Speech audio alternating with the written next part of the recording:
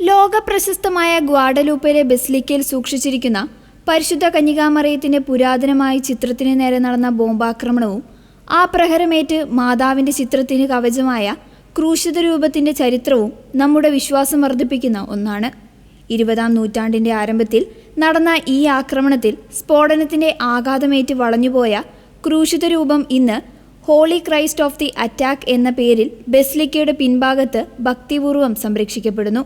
1921 November 14-നായിരുന്നു എല്ലാവരെയും നടുക്കിയ സംഭവം നടക്കുന്നത്.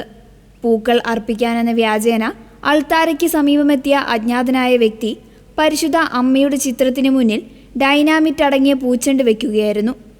രാവിലെ 10:30 പൂക്കൾക്കിടയിൽ ഒളിപ്പിച്ചിരുന്ന ഡൈനാമിറ്റ് ബോംബ് വൻ ശബ്ദത്തോടെ പൊട്ടിത്തെറിച്ചു.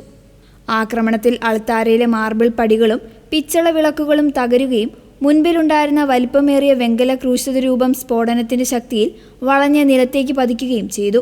എന്നാൽ ശക്തമായ സ്ഫോടനമുണ്ടായിട്ടും തൊട്ടുപിന്നിൽ സ്ഥാപിച്ചിരുന്ന പരിശുദ്ധ മറിയത്തിന്റെ ചിത്രത്തിന്റെ സംരക്ഷണ ഗ്ലാസിന് ഒരു പോറൽ പോലും ഏൽക്കാതിരുന്നത് വലിയ അത്ഭുതമായാണ് വിശ്വാസികൾ കാണുന്നത്.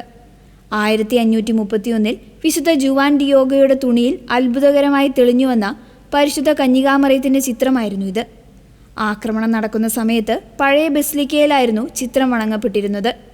പിന്നീട് 1976-ലാണ് നിലവിലെ പുതിയ ബസിലിക്കയുടെ നിർമ്മാണം പൂർത്തിയായത്. മെക്സിക്കോയിൽ പിന്നീട് അരങ്ങേറിയ മതപീഡനങ്ങളുടെയും ആഭ്യന്തര പ്രക്ഷോഭങ്ങളുടെയും സൂചനയായിരുന്നു ഈ ആക്രമണം.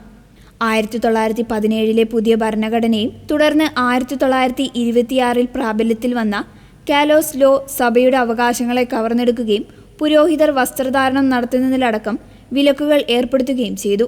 ഇത് പിന്നീട് ചരിത്രപ്രസിദ്ധമായ ക്രിസ്റ്റോറോ യുദ്ധത്തിലേക്ക് വഴിവെച്ചു.